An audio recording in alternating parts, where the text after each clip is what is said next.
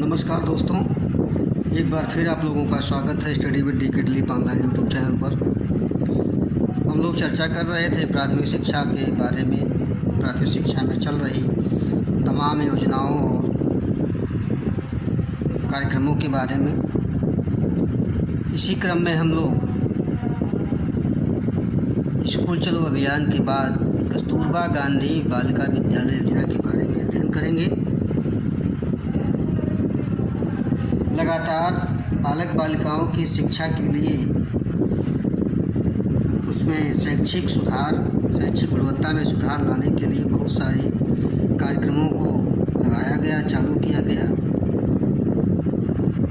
फिर भी कहीं न कहीं बालक बालिकाओं के अनुपात में जो राष्ट्रीय शिक्षा का औसत है वह कहीं न कहीं महिलाओं का कम देखने को मिल रहा है। इसी के चलते बहुत सारी योजनाओं को चलाया गया जो बालिका शिक्षा को प्रोत्साहन देने के लिए किया गया। इसी के क्रम में कस्तूरबा गांधी बालिका विद्यालय योजना का प्रारंभ किया जाता है, जो सर्व शिक्षा अभियान के अंतर्गत तथा NPEGL के अंतर्गत इसे संचालित किया जा रहा है, जो national programme of education for girls at elementary level के नाम से भी जाना जाता है। इसकी चर्चा हम अगले वीडियो में करेंगे कि यह क्यों चालू किया गया। यह भी बालिकाओं के लिए या लड़कियों के लिए ही इस व्यवस्था की गई, जो इसमें कुछ कमियां थीं SSA में या अन्य योजनाओं में बालिकाओं की शिक्षा के लिए, उस पर चर्चा करेंगे। उसी क्रम में कस्तूरबा गांधी आवासीय जो बालिका विद्यालय योजना है उसके बारे में आज हम लोग चर्चा करते हैं, क्योंकि बालिका शिक्षा एक समान या समानता रूपी समाज को बनाने में बहुत ही आवश्यक है। और जैसा कि कहा भी जाता है कि शैक्षिक अवसरों की समानता सबको मिलनी चाहिए, तो उसी उद्देश्य को प्राप्त करने के लिए सभी को समान रूप से शिक्षा मिले, या भारत देश में बालकों की अपेक्षा जो बालिकाएं हैं उनको शिक्षा पर कम महत्व दिया जाता है, और जो बालिकाओं की प्रगति में बाधा बनी हुई है। इन सब बातों को देख करके ऐसा लगता है कि बालिकाओं के लिए बहुत सारी योजनाओं को अभी भी सफल करना है, जो बालिकाओं के विकास में सहायक हो। और यह भी कहा जाता है कि यत्र नारायण जहाँ पर स्त्रियों की पूजा होती है वहाँ पर देवता वास करते हैं। और यह भी कहा जाता है कि एक पुरुष की शिक्षा केवल एक व्यक्ति की शिक्षा होती है, जबकि अगर एक स्त्री की शिक्षा हो जाए तो वह पूरे परिवार की शिक्षा हो जाती है। और इसी उद्देश्य की पूर्ति करने के लिए कि समाज की सारी स्त्रियां शिक्षित हों, सबको शैक्षिक अवसरों की समानता प्राप्त हो, तो इस उद्देश्य की पूर्ति करने के लिए कस्तूरबा गांधी आवासीय बालिका विद्यालय योजना का प्रारंभ 2004 में किया गया, जो जुलाई 2004 से शुरू किया जाता है और इसे 1 अप्रैल 2007 से सर्व शिक्षा अभियान का एक अलग घटक के रूप में अंग बना दिया जाता है।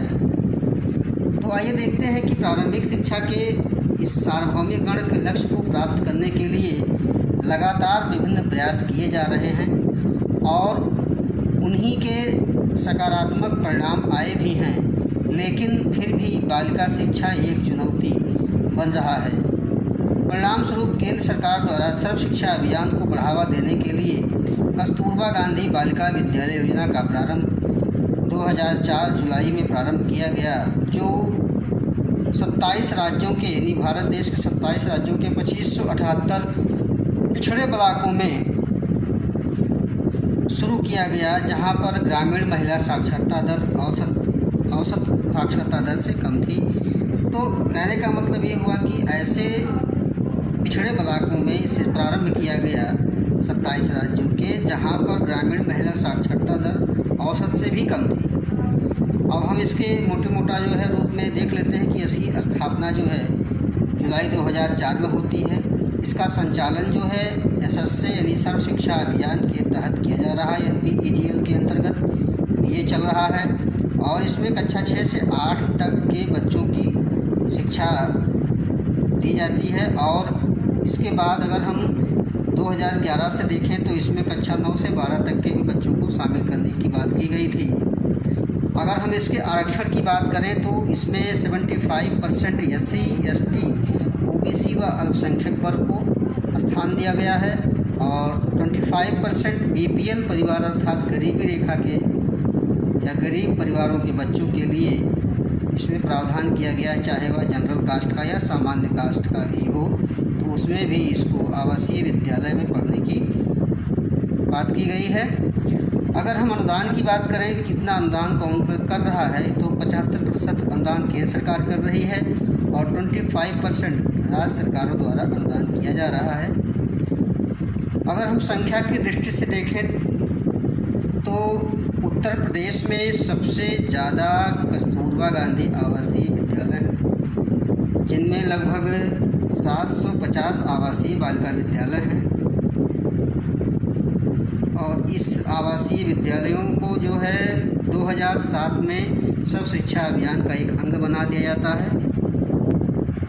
इसके बाद हम इसके उद्देश्यों की चर्चा करेंगे। ये तो कस्तूरबा गांधी आवासीय बालिका विद्यालय योजना का एक परिचय रूप में था कि कितना, कब शुरू हुआ, कितने विद्यालय चलाए जा रहे हैं, कब से शुरू किया गया, कौन कौन से कक्षा के बच्चे इसमें अध्ययन कर सकते हैं।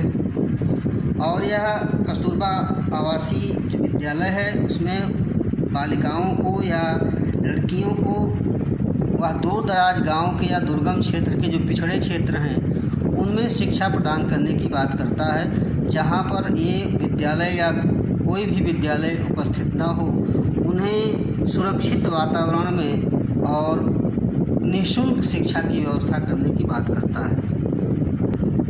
आइए हम उद्देश्यों को देख लेते हैं कि कौन कौन से इसके उद्देश्य थे।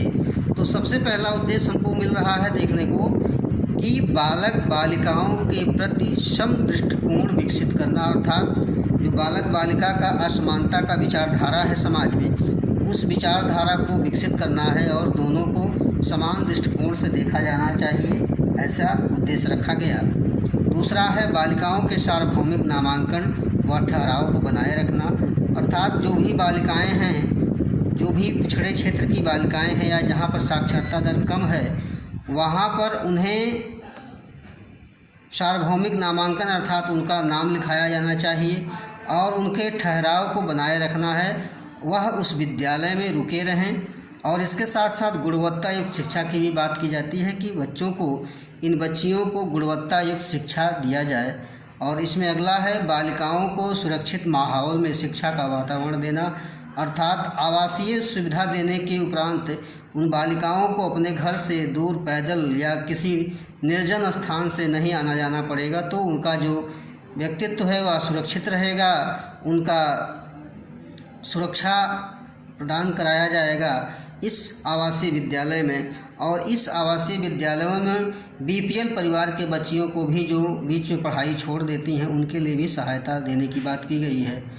और ऐसे स्थान जहां पर पिछड़े व गरीब परिवारों की बच्चियां हैं उन्हें भी आसानी से विद्यालय तक पहुंचाया जाए। और अगला जो उद्देश्य है वह है बालिका शिक्षा की दर को बढ़ाना। जो असमानताएं देखने को मिल रही हैं बालिका शिक्षा को लेकर के, उस दर को बढ़ाना है। जो राष्ट्रीय औसत दर हमारा लगातार जो है किसी न किसी तरीके से कम देखने को मिल रहा है, तो इसमें हमें क्या करना है कि बालिका शिक्षा की दर को बढ़ाया जाए, इनके स्तर को बढ़ाया जाए बालिका शिक्षा को। इन सारे कार्यक्रमों के द्वारा कस्तूरबा गांधी आवासीय बालिका विद्यालय की भी यही उद्देश्य था। और इसके बाद अगर हम देखें कि इस कस्तूरबा गांधी आवासीय बालिका विद्यालय को संचालित करने वाली कौन कौन सी संस्थाएं होती हैं या कौन कौन से एजेंसियां हैं जो कार्य कर रही हैं, तो सबसे पहला देखने को मिल रहा है कि जिला स्तरीय समिति जो है, शिक्षा समिति जो होती है, चाहे वह डाइट के माध्यम से हो चाहे एक समिति के माध्यम से हो, वह इसका जो है देख रेख कर रहा है। NGO कुछ ऐसे हैं जो कस्तूरबा गांधी विद्यालय को चलवा रहे हैं। महिला समाख्या है जो महिलाओं की उन्नति के लिए चलाया गया था। सन 1989 में राष्ट्रीय शिक्षा नीति के अंतर्गत इसे चालू किया गया था ताकि महिलाओं को सम दृष्टिकोण मिले, उनको समानता का अधिकार मिले, उनको सब कुछ समान रूप से समाज में उपलब्ध हो। इस महिला समाख्या कार्यक्रम से उनके उचित विकास के लिए इस कार्यक्रम को चलाया गया था। तो इसका भी एक जो है कार्य दिया गया कि ये भी जो है बालिका शिक्षा को चलवाएगा। इसके साथ साथ डीएम इसका अध्यक्ष होता है, सीडीओ इसका उपाध्यक्ष होता है। इसके साथ डायट, प्राचार्य और बीएसए ये सब सदस्य सचिव होते हैं। डीपीओ यानी कि डिस्ट्रिक्ट प्रोग्राम ऑफिसर, जिसको हम जिला कार्य परियोजना अधिकारी कहा जाता है इसे। उसके साथ साथ जीजीआईसी के प्रधानाचार्य। तो इन सारे लोगों को मिला करके ये जो है एजेंसियां काम करती हैं। और इसके बाद जिला अधिकारी के द्वारा 2 नामित राष्ट्रीय पुरस्कार प्राप्त अध्यापक होने चाहिए इसमें होते हैं, और 2 स्वैच्छिक संस्थाएं होती हैं। और इसके साथ साथ महिला समाख्या कार्यक्रम जो चलता है उसमें महिला समाख्या की एक प्रतिनिधि होनी चाहिए। तो इन सारे लोगों से मिलकर के इस कस्तूरबा गांधी आवासीय बालिका विद्यालय को संचालित किया जा रहा है। इसके साथ साथ अगर हम देखें, विद्यालय के लिए अलग स्टाफ की व्यवस्था की गई है। तो इन स्टाफों में वार्डन कम शिक्षक के पद पर महिला अभ्यर्थी का चयन किया जाए, अर्थात क्योंकि बालिका शिक्षा के प्रोत्साहन की बात है, बालिका विद्यालय की बात है, तो यहाँ पर वार्डन जो रहेगा वो भी महिला रहेगी, शिक्षक के पद पे जो रहेगा वो भी महिला ही रहेगी। इसके साथ साथ पूर्णकालिक शिक्षक की नियुक्ति होती है और अंशकालिक शिक्षकों की भी नियुक्ति इसमें की जाती है। तो पूर्णकालिक शिक्षक भी महिला ही होगी, इसको भी वहीं आवास में ही रहना रहता है, आवासीय व्यवस्था उसको भी मिलती है। इसके साथ साथ विषय आधारित महिला शिक्षक, अर्थात जितने भी विषय इसमें अध्ययन कराए जाते हैं परिषदीय विद्यालयों के द्वारा, जो भी कार्यक्रम चल रहे हैं वह इसमें भी चलाए जाते हैं। तो विषय वाइज सारी टीचर जो है महिलाएं ही होती हैं। तो ये जो विद्यालय के लिए स्टाफ की बात की गई, इसके साथ साथ उसमें अन्य लोगों की भी नियुक्ति की जाती है, चाहे वह खाना बनाने को लेकर के हो या चपरासी की बात हो। तो 4th क्लास के कर्मचारियों की भी नियुक्ति इसी प्रकार से इस आवासीय विद्यालय में कराई जाती है।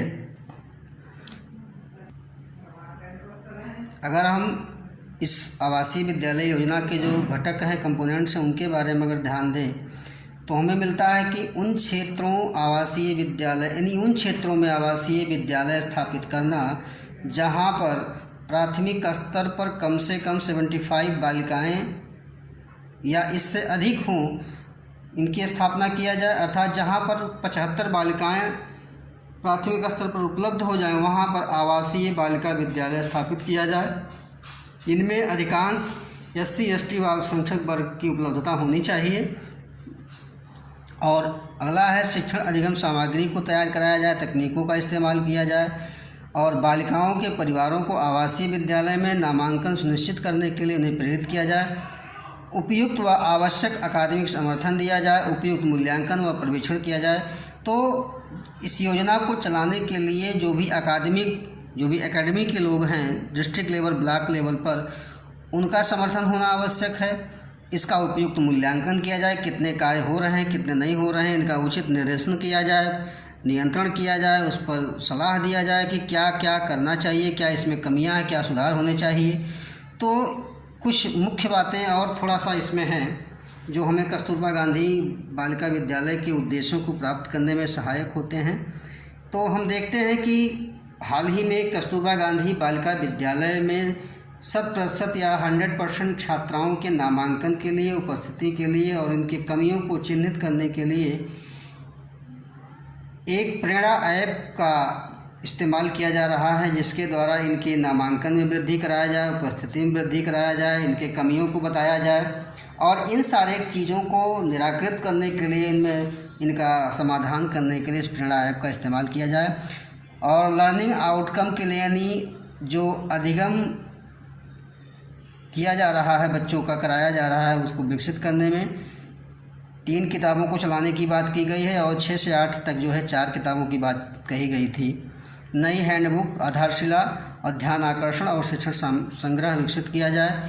और इसके साथ साथ दिव्यांग बच्चों के लिए, जिसको हम ऐसा गुणवत्तापूर्ण शिक्षा उपलब्ध कराने की बात की गई है जो समावेशी शिक्षा की बात की जाती है तो इसमें एक समर्थ मोबाइल ऐप है जो इस ऐप के द्वारा उन्हें विभिन्न प्रशिक्षण कार्यक्रमों की जानकारी देगा और इस कार्यक्रम के द्वारा या इस समर्थ मोबाइल ऐप के द्वारा इन दिव्यांग बच्चों को प्रशिक्षण दिया जाएगा कि किस तरह से उनका शिक्षण कार्य कराया जाए, उन्हें किस तरह से प्रशिक्षित किया जाए ताकि उनकी गुणवत्तापूर्ण शिक्षा उनको प्राप्त कराया जाए।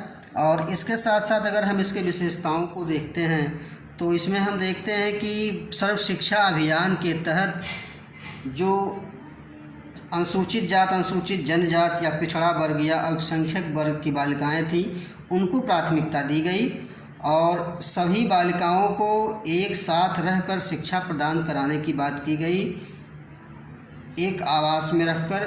और इसी क्रम में विशेष दुर्गम क्षेत्र या पिछड़े क्षेत्रों के आदि में जो बालिकाएं थीं उनको शिक्षित करने के लिए विद्यालयों की स्थापना कराई गई और जहां पर निःशुल्क शिक्षा प्राप्त कराने की बात की गई, अर्थात उन्हें जो है समाज में एक अच्छा स्थान दिलाने के लिए इस कस्तूरबा गांधी विद्यालय योजना को संचालन किया गया। और एक और चीज़, इन्हें प्रतिदिन आने जाने की जो कठिनाइयाँ होती थी, चाहे वह सामाजिक कठिनाइयाँ हो या आर्थिक कठिनाइयाँ हो, उन्हें उससे मुक्ति दिलाने के लिए यह योजना कारगर साबित हुई।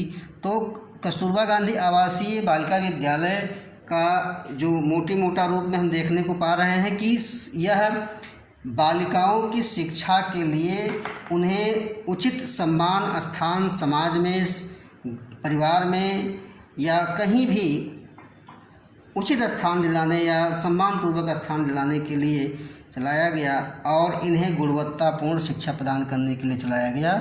तो जो भी अनुपात है इसमें 75% जो है SC ST OBC और अल्पसंख्यक वर्ग के बालिकाओं के लिए और 25% अन्य लोगों के लिए, चाहे वह जनरल कास्ट के ही क्यों ना हो, जो गरीबी रेखा के या गरीबी रेखा में आते हैं, उनके लिए जो है प्रावधान किया गया।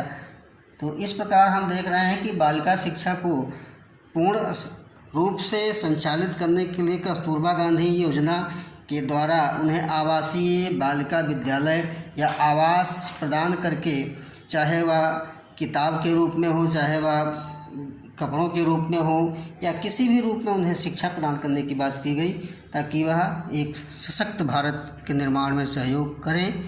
इसके साथ ही आज की क्लास यहीं पर समाप्त होता है। धन्यवाद।